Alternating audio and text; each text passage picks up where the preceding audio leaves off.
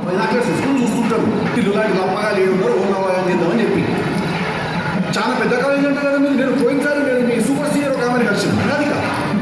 చాలా బాగా ఎంజాయ్ చేసింది, నన్ను చాలా ఎంజాయ్ చేసింది. నేను ఇప్పటికీ మాట్లాడుకుంటాను దాని గురించి. టిల్లుగాడు ఉన్నది రోజు రాధిక ఉంటుంది. ఒక లైలా మజ్ను, ఒక రోమియో జూలియట్, ఒక టిల్లు రాధిక. దాంట్లో ఇద్దరు చచ్చిపోతారు. వీళ్ళని ఒక్కడే సంతానం. చెప్పు రాధిక, ఏం కావాలి నీకు?